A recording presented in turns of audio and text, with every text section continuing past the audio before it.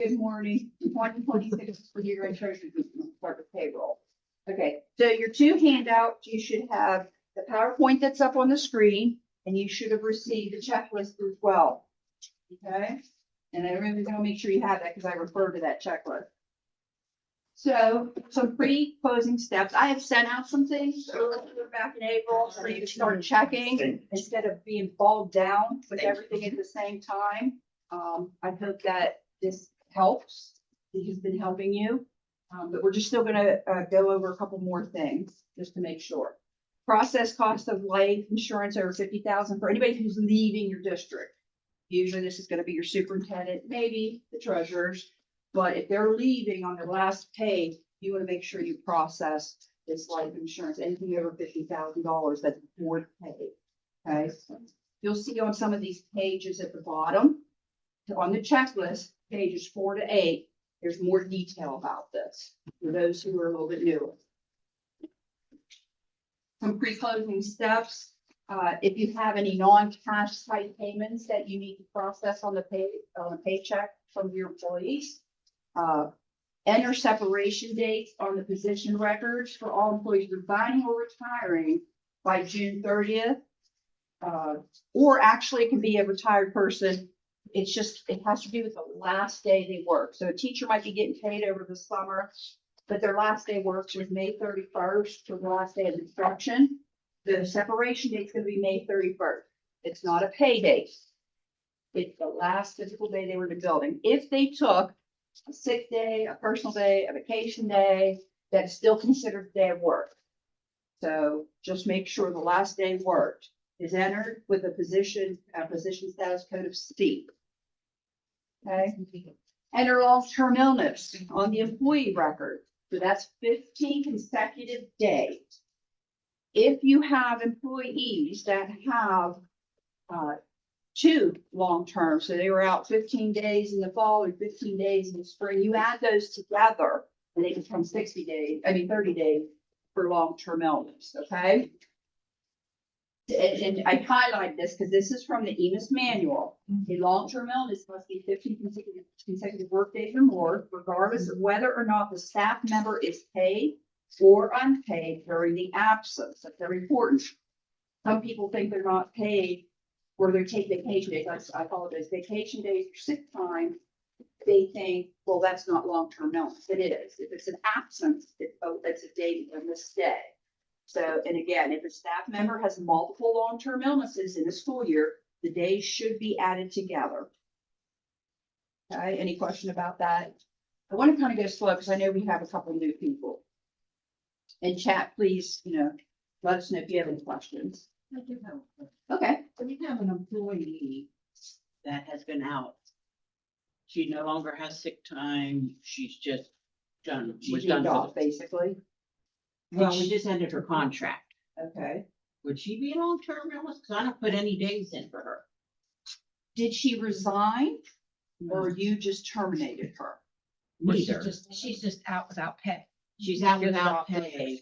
So, Yeah, right. Like So the last month of next school. year. So her contract is paid.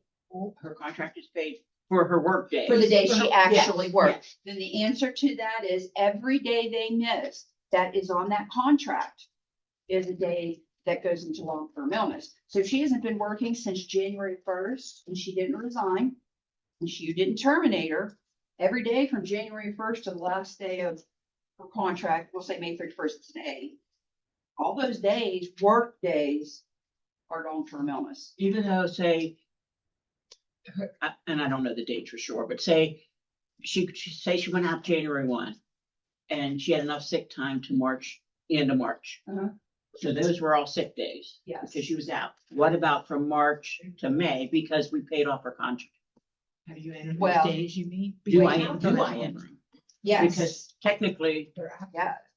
Absence is an absence, whether it's a sick day, personal day, vacation day, or a dock day. but we don't have her as working, non-working days. You know, Is she tied to a calendar that has work days from March till the end of the school year? yes. Then those are dock days. She's not getting paid. You paid off her contract, that's one thing, Yeah. but she missed these days. And in order, you want these to be put in for EMIS reporting. You don't want to see, chronic illness, they miss 2 days every month. That's not long-term illness. That's just somebody taking 2 days off. But if someone's truly sick, they want to see long-term. Okay, this person was really sick. They aren't missing just to miss. So January 1st to the end of the school year, every workday on her job calendar is for long-term illness. But the days that she wasn't paid for, you need to enter doc into the attendance record, because the system goes in and compares what you enter on the employee screen for long-term illness to the attendance record. So even though, like, when we paid off her contract, say she's supposed to work 182 days. Okay, But she only worked 160, okay, and that's what we paid her. okay. So even though her calendar has more, she only worked 160, and that's what we paid her. Right, so you're going to dock, you're gonna dock her for the days she missed. Yeah, like she's still, even though she stopped being paid at 160 days, her contract's for 152. So as to those last days, she gets kind of paid and then you got a dock. How do you process a dock when you've already been paid off? Right. It's just in an attendance screen. Yeah. Oh, okay. You know what I mean? It That's doesn't- what I thought. would throw Just an that off. attendance screen. It's just the Entry. attendance screen that you're entering. You're not running it through a payroll. Just put those days in there. Right. Oh, You okay. just need to put the dock days, like Lori said, her job calendar was 182 days. She worked 160.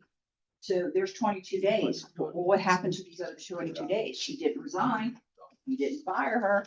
You have to account for those 22 Oh, days. okay, okay. Okay, so we had an instance where a girl resigned, had some family issues to take care of, but she resigned, but then once she got that taken care of, so we put her in the system as resigned and everything. She came back like 3 weeks later.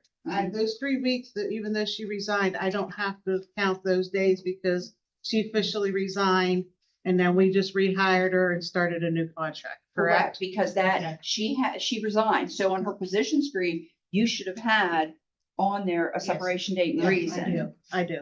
So, but now she's rehired. So I don't know how that works EMIS wise. So you'll want to check with Jamie still does your EMIS? Yes. Double check on how that works, because if she's doing the same job, do you wipe out that separation date? Because there is that gap that she was gone, she wasn't working. You might want a separate position. You know what I mean? I made a complete New new position for her. position screen, Perfect. everything. So on the first job, put the separation date. and I reason. already did that. I did that when she resigned and That's everything. perfect. And then when she came back, I created a whole new, Position and everything. yeah. Okay. We have anything in chat? I thought I saw something come up. Too. I'm Tammy sorry. Wells, Tammy Wells, Okay. does anything break the 15 days? Like, does a holiday break that 15 days? Does the account start over? The holiday only breaks if you pay her for it. So we do have a district, believe it or not, who, when she's docking someone who's out on maternity leave, she's been out since I think March, and they paid her Memorial Day. She was an Memorial Day holiday, which had shocked me because she missed the day before and she missed the day after. How are you paying? So that breaks theirs. If I'm correct, if I'm thinking correctly, and I think I am, that breaks it. So, but she still is gonna have long-term because she's been out since March. She's just not gonna get those last couple days on there. I don't think that's a big deal, but still. Yeah, thank you for all that conversation. There was one more. Is there one more question? If a person uses a combination of sick, personal, vacation, and doc, they all can be counted as long-term. Yes, because there is a sentence in here that says paid or unpaid. If it's an absence, paid or unpaid, it counts. Okay? Any more questions? We're caught up on chat, right? Yes. Okay, thank you. So, another thing you want to do, if you miss incrementing years of experience at the beginning of this school year, make sure you do it now. So your records are correct. You can't increment years until after the final EMIS staff course collection closes, which they moved up the date this year to, I believe it's 7/22, July 22nd instead of in August. So that doesn't hurt us. if it hurts me, it hurts it more, but, you cannot increment until that's closed. So last year, did you forget to do it after it closed? So you gotta check that. Yes, Denise? Is there a way to check to see if the district did do that for treasurers that are coming in that doesn't? You could How probably, can I tell if it was done? you or can not done? audit, you can do an audit report, like pick a teacher. And you go into their employee record, just view it, and there's a button for audit and do for the whole fiscal year, and you'll be able to see if anything was done. That gives you an idea, and then you can run the whole audit report for that date. Yes. Just as an option, I would run a staff collection and see if you get a warning message that, your principal years are the same as last Okay, year. That would be a quick. that is. Thank you very much. Thank you. So, while I have this up here, I want to show you something. That's what I thought. Okay, nice.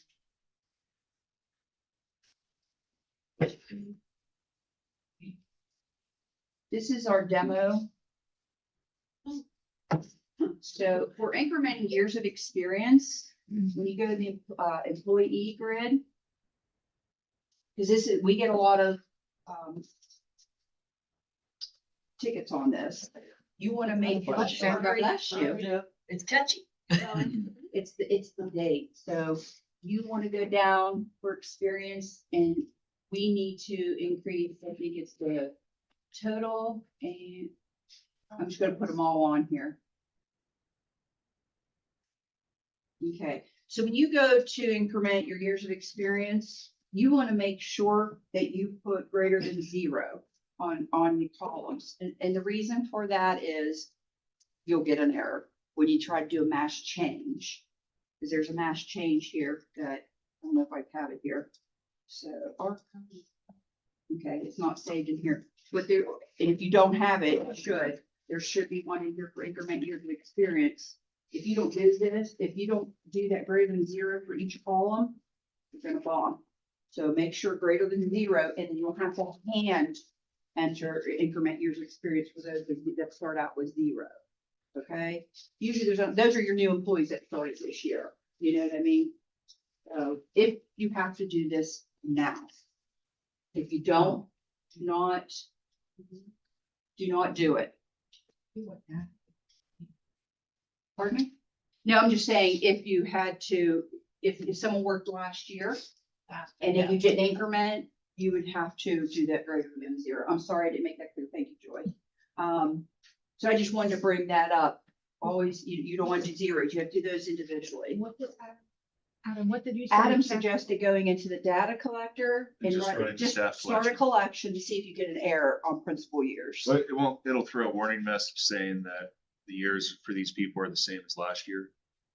And that way you're gonna have a list of who you need to change. Because, if you have new people, you don't want to double. Can you pull down last year's, like if, say you submitted last year, can you pull what you submitted last year? Absolutely.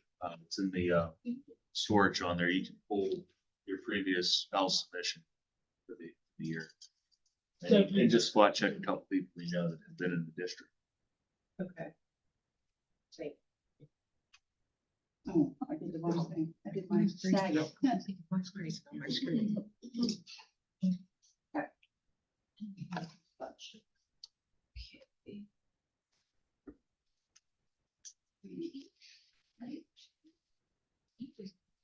Does anybody have any questions on the pre-closing step? Things that you can do now? Okay, because I already sent out the email about checking the work days on the STRS employees. Did anybody not check the days for the STRS employees yet to make sure that they have worked all their days? Okay. All right. So you want to verify your STRS advanced configuration.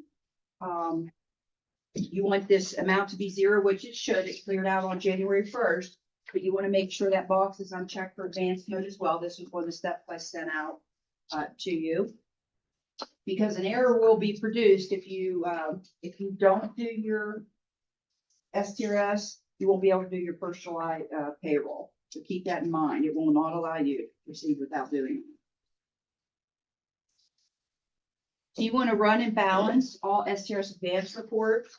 I put the definitions here for our newer people so they understand what is exactly on each report. So your non-advanced position report, those are people who have not worked all their work days in their contract by June 30th.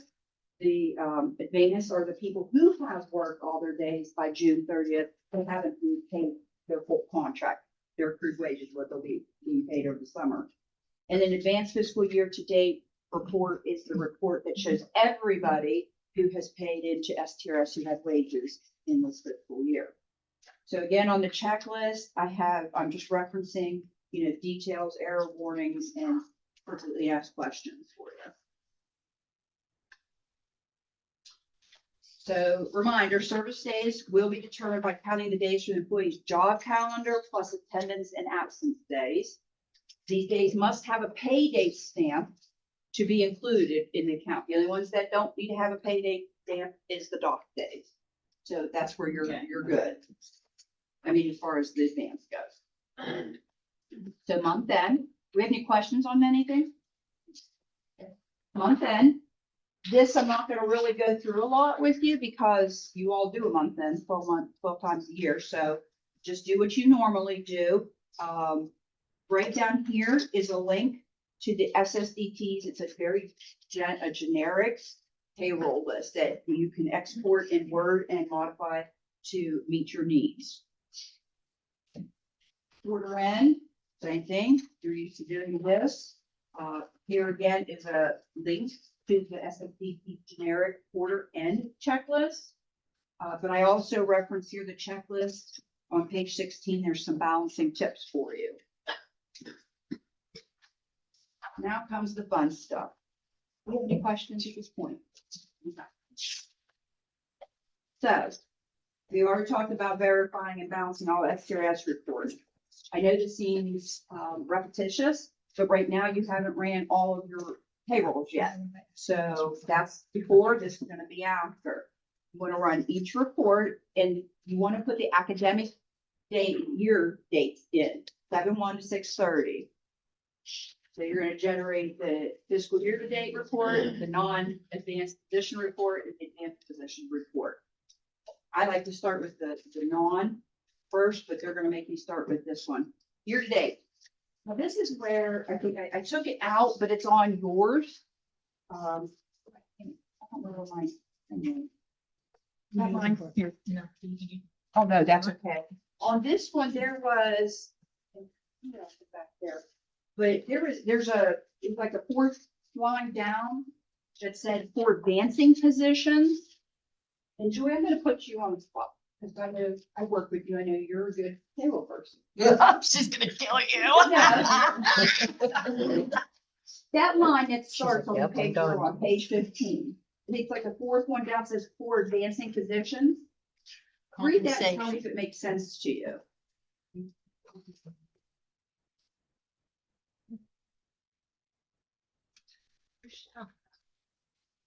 It's not on the, I took it off the PowerPoint because I thought it should use it.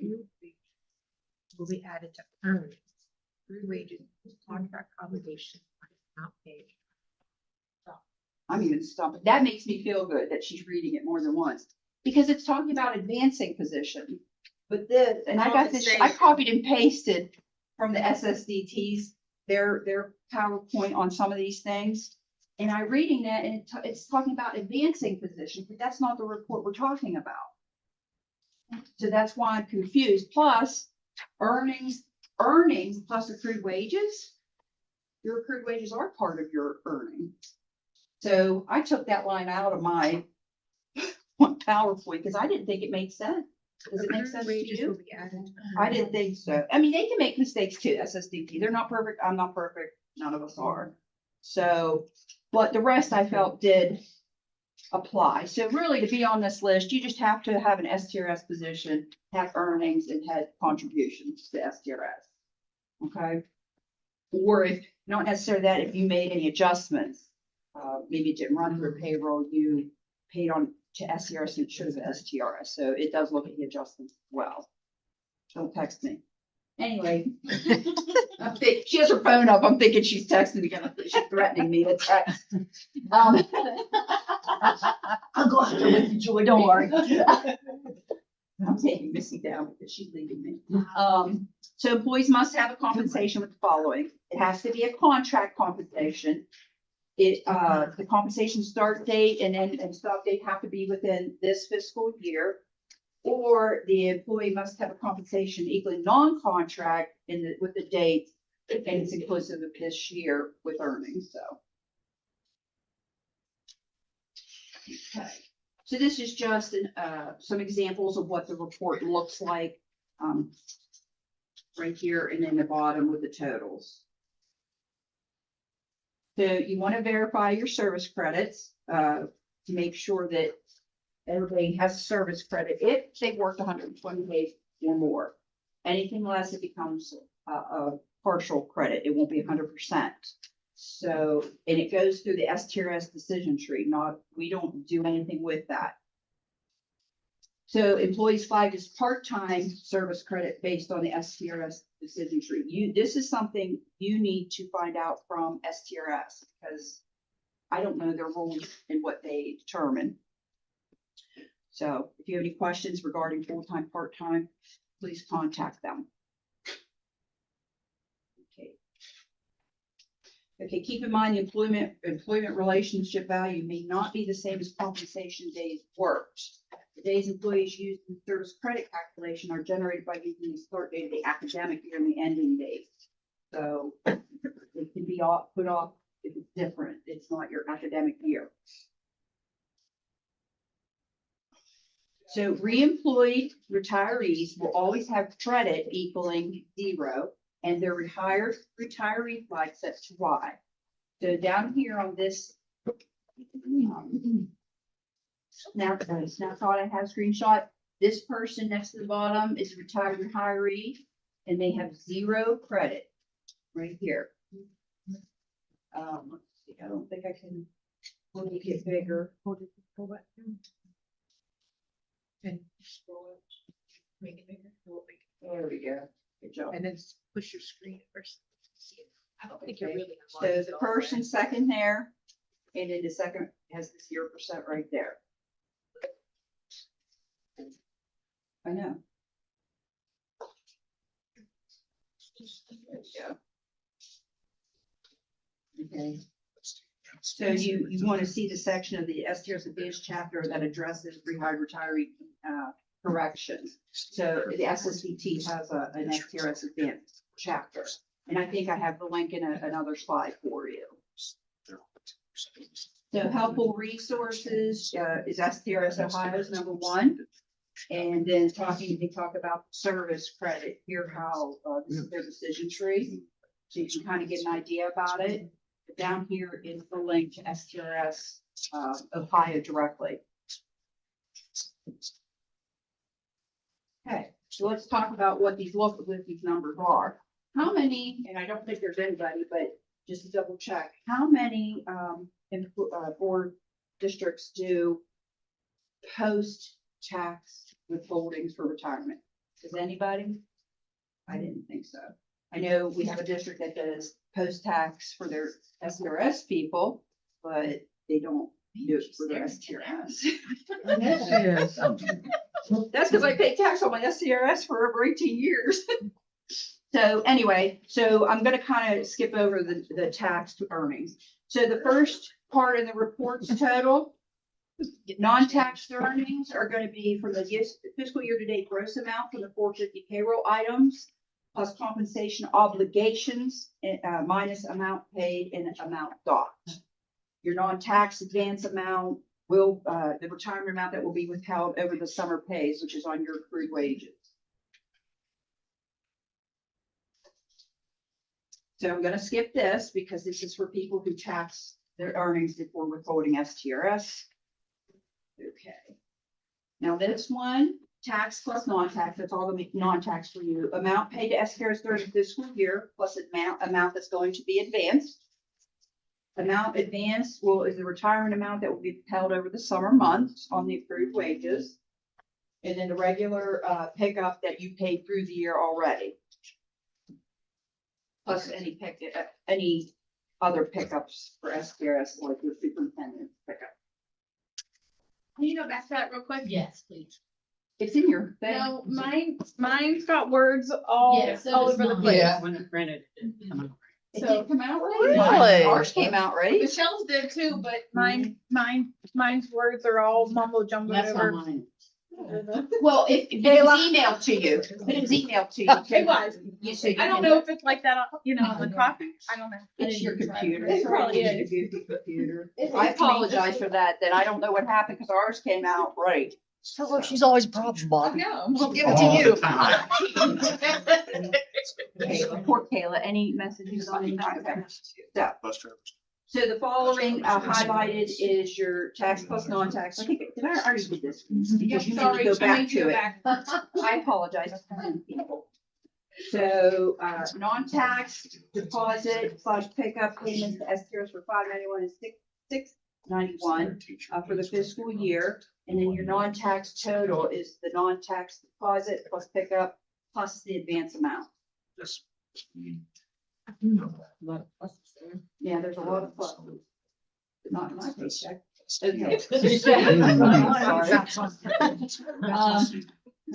Advanced fiscal year to date report, again, this is the tax information. I'm not gonna go over it because everybody taxes, it does it on tax. Wait, do I have the screen in here twice? Or did I go backwards? I went backwards. Okay. So, okay, I'm on page 28 now. Honey, I've been trying to find myself on the right. Okay, advanced position report. Okay, this is list all the employees who are going to be paid out over the summer who have earned their whole contract but hasn't been paid their whole contract. They have pays remaining on their compensation. And all their work days, like I said, if they had 182 days, they worked 182 days, they haven't been paid the whole contract. So a lot of you understand how that works. So please let me know if you have questions. Your question? Okay. Okay. Joy will help you. Okay. Advanced position report, again, contract days, contract work days and contract days worked must be greater than 0. Compensation contract days. And contract days. That's wrong. So the compensation paid must be less than the pays in the contract, and the compensation contract amount minus amount paid minus amount docked must be greater than 0. So basically, that's your accrued wages formula as well. For the newer people, contract minus amount paid minus amount docked is what should be in the accrued wage field. Okay, archived compensations will not be included. If you've archived someone who left mid-year, it won't be included. So you need to make sure, just so they actually show up on the fiscal year to date report, that they're not archived. Yeah. Okay, here's what the advanced positions report looks like. So this person 100%, the contract amount due, the amount that's the 14% on that, and how much the board's gonna pay, so it's not a retiree. And again, here's your total for your advanced report. Advanced position. This is just a calculation to show how the system does it. So if you're on a contract and every month, every pay, you have $330 coming out and 39 cents coming out. If you have 4 pays left, the first 3 pays, that's exactly how much it's gonna come out again. It's the last pay on the contract, 26 if you're biweekly. That shows it might be off a penny or two, which is, your contract might even be off a penny or two. So I'm not going to read through that. Again, this is just advanced pickup is calculated using the compensation pay per period times remaining number of pays minus 1 plus last pay amount. Non-advanced. I think this is the easiest report.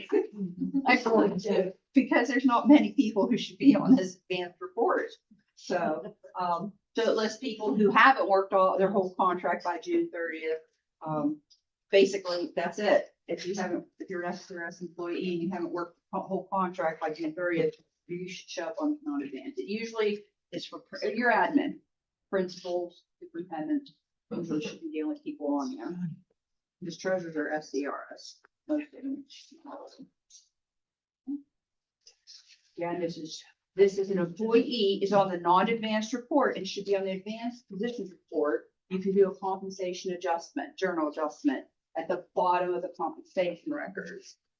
Okay, so if you just have one person that's showing from non-advanced because they're missing 3 days, you can go in here and add the 3 days. But you gotta also add the 3 days worth of earnings. You want to check those earnings because you might be missing the 3 days of earnings.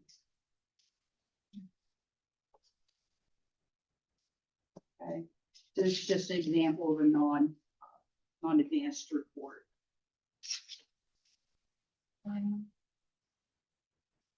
Here is some resources that you can look at on the SSDT YouTube channel on the 14th and 9th. And I know they're dated, but really not, anything hasn't really changed since then. So this is a hyperlink to those, to the SSDT reporting section that I had mentioned previously.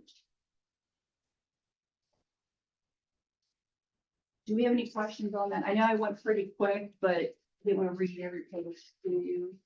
Anybody have any questions on STS advance any of the reports? Anybody in chat? Okay. Now we're gonna move on. No, I said so many questions. I know. We'll get to you later. So creating the STS advanced submission file, this is a very simple thing to do. I still put it in here for the newer people. When you balance all your reports, you're going to go in and generate your submission file. Here's the path to that. When you do that, it's going to create this down here. That's going to be the file name. And where the Y's are is I leave it like that. It's going to show 2/6 this year. It's for the year you're currently in. So I think we only have one district that uses merge. They have a third party. So if that ever happens to you, whatever, you can merge those files because you can only upload one STRS advanced file to STRS. So you need to merge them. And these are the instructions for them. Very simple. I'm going to bypass that because I don't think anybody in here or on Zoom, unless somebody pops up in chat, needs to go over this again. It's very self-explanatory. And these are just screenshots of how, if you're to submit, generate the submission, the STRS merge report and merge files. This is just the rest of that. So if you have a non-merged file, you can upload right there, which is suggested because it does do a timestamp for you in your configuration. Or you can upload it directly to STRS. Just make sure if you do that you get some kind of confirmation page with the date and time. And this is how you do the merge files. Now, once you've submitted your STRS, I need you to please go into your core compensation, maybe check some of the a couple teachers that should be in the advanced mode and make sure that that box is checked on their employee, the compensation record. And you also want to check the configuration for organization. You want to see an amount here. You want to see this box checked. And then if you submitted via our redesign software, you want to see a date and time here. Okay. And this should match your report, your STRS advanced report. For those of you who were on the old system, it used to be this number going down to 0. This way, it's just adding up every payroll. So it's adjusted that maybe after every payroll, you go and make sure that this is increased by your pay, because there is a separate amount on your pay report. Okay. Again, this is just showing, make sure you get it, see it 2026. Don't be fooled because the old date might still be there. You don't go in and glance, oh, there's a date and time. Verify that that says 2026. This is an old screenshot, and I apologize for that, but you want to see 2026. This is due by August 7th, 2026. Okay, so make sure you verify they've received it. Okay, so once you've done all that and you go into the new, it has file archive, but we've moved all of you already. You should go into document storage and look for the fiscal year reports, and you should see these reports. You might not see these if you don't merge. Any questions on any of that? Now it's time to close June. Okay, for posting period, you want to make sure you have created July. But then you want to close June 1st and wait for the reports to generate. Okay, you don't want to move on and from closing June until you verify that you see the report, all of these reports in your document storage. Okay. Now that you see those, you want to go in and make July current.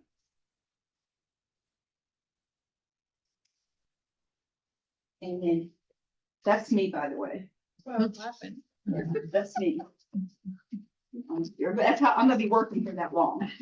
Okay. So now we can begin processing your July payroll. Okay, the things to keep in mind, especially for the new people, you cannot use an REG or regular pay type on a contract, a compensation that is in advance mode. Okay. Doc, if not included it before closing, retro termination payoff accrued wages can affect STRS balancing.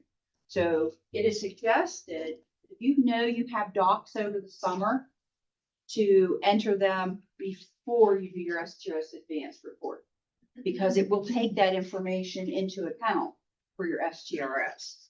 So you can, once you've done your report, you can either go in and delete it, or you can leave it there, just make sure there's an activity date so it pulls in on the right payroll. Okay, if you modify the number of pays paid, and this is usually cents, it really is, it's not big, but it's important. Okay, so during the payroll process, the fiscal year to date amounts on the 450, 591, 691 payroll items will list both advance and new earning amounts. Okay, so on your bottom of your payroll report, right underneath your payroll report, all those deductions, payroll items, there will be a line that says payroll item STRS advance, and that will show you how much of STRS that was withheld was for advance. Okay, you want to check to make sure you see that amount over in your configuration, and only treasurers has that option for you unless they give you the privilege. Some notables, after the first payment advance, the STRS pay report show people who are advanced. So when you look at the report, you have a column that tells you advance amounts, true or false.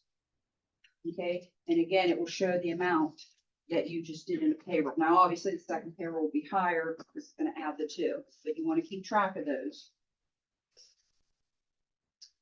Okay, follow-up steps.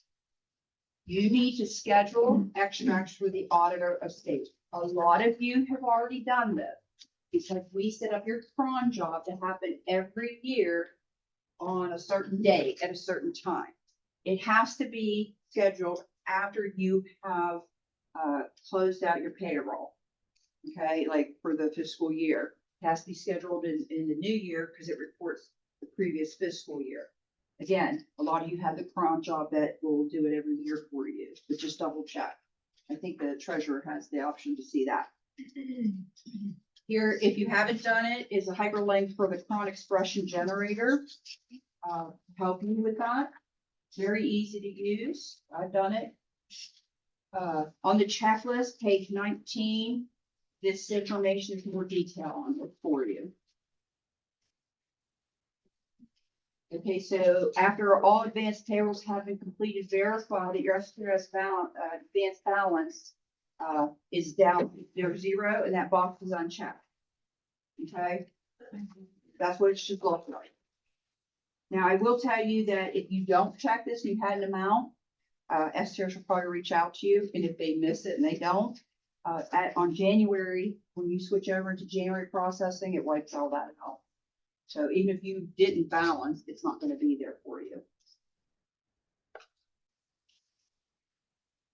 Okay, so the amount paid, follow-up steps, amount paid back is calculated on the base, based on the current year, the amount paid back for the year will appear in the field. And I just said that about the January will clear. Some more follow-up steps, if corrections are needed to your STRS advance did not balance and you have processed a July payroll, you're gonna have, you wanna go in and run your check STRS advance report. And you need to compare each employee to what would, from your advanced report that you have from June 30th to the check STRS, and everybody matches, everybody should match. Okay, but if you didn't, that's gonna help you find it. You should run that anyway, just to cover yourself. Okay, so the date you use is the first July payroll and the last payroll of those contracts. STRS will need to report the appropriate corrections to STRS, noting any prior fiscal year corrections.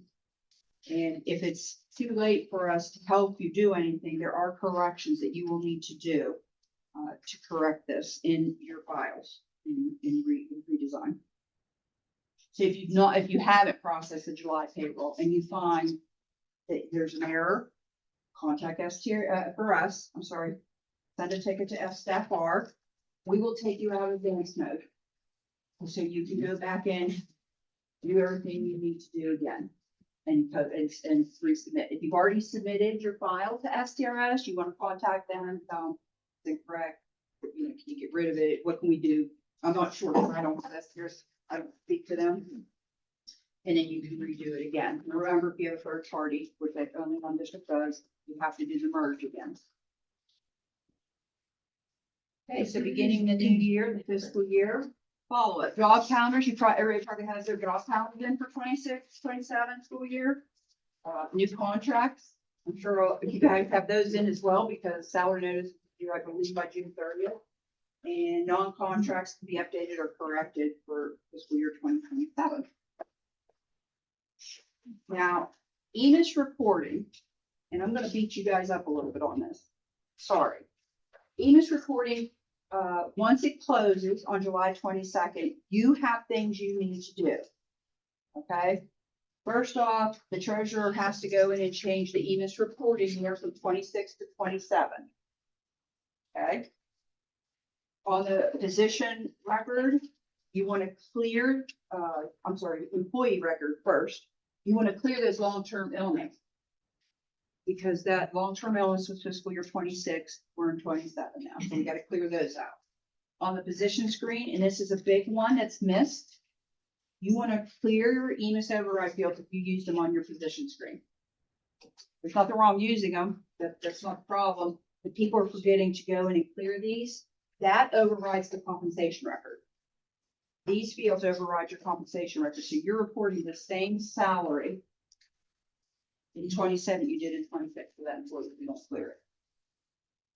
So on the compensation record, this can be done mass change. All this can be done mass change, and I'm going to create new videos for this later in July before you need it. On the compensation record, we need to unflag the fiscal year 26 compensation records as reportable to EMIS. We don't want those reported in fiscal year 27. For any employees for whom you entered separation date and reasons, you can go in now and turn them off to be not reportable to EMIS. Now, if they're still employed with you, they just change positions, you would only unflag that position in that compensation record, not the whole thing, just what they're not doing. If they have left, retired, resigned, then you can unflag all of them. Okay, and for the videos, this is a hyperlink. Like I said, there are old ones are there that Adam did years ago, but I'm going to update them since there's some changes in appearance. Don't want to confuse new people, so I will get on those for you. I will also send you, probably the beginning of July, a checklist to do this. I sent this checklist out last year twice. And you would not believe how many districts ignored the email, and they wondered why they had problems for the first collection. That's why I'm beating you up. So this is important. That's your funding. You need to make sure you're reporting correctly. Okay? So that's it. Anybody have questions on the PowerPoint? Okay. So your checklist has everything that we just went over. I put the checklist on front, but for newer people, or if you're like me and you forget your year, if you only do this once, there is details on certain steps behind to help you. So like on the first step, when it talks about that life insurance, highlighted in yellow at pages 4 to 8. It will give you the instructions on how you're gonna process that. So anywhere you see it's highlighted in yellow, we'll have pages that has a little bit more detail for newer people, or if you just forgot how to do it. So, and also on this checklist there's one of the reports is an SDRS liability report. You have to do that, and then the Cron setting up that auditor job. That's it. Anything from anybody?